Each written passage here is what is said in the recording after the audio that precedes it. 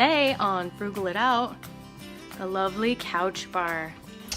I know my living room arrangement's really weird. It's in a V, but it's kind of fun. My husband, we got our carpets clean, and the husband put everything back, and he got creative. So I would like to show you a little bit about how I did this, a little mini tutorial. I'm not gonna do it, but I'm kind of explain some things for you. So I hope you enjoy. So I've noticed a lot of people have been pinning the couch bar lately. It's a really awesome project. It was actually my first piece of furniture. I was really intimidated to try something else because like the legs and the bracing just kind of freaked me out, but I was like, you know what? I can drill some screws into some, here, I'll give you a close up here. So I thought, you know, I may not be able to do wooden legs yet, but I knew that I could use a screwdriver and screw these in and piece together the piping. So I just wanted to give you an up-close look at the table. So you can tell I have our plumbing things here. I use Rust-Oleum.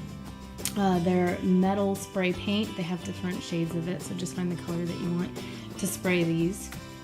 The shade that I liked. And as you can see, I just have 3 boards across. And then underneath, I have 1, 2, 3 supports.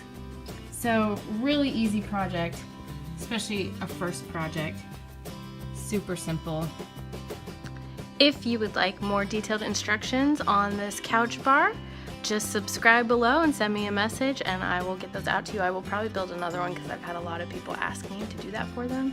And I say, no, you frugal it out yourself.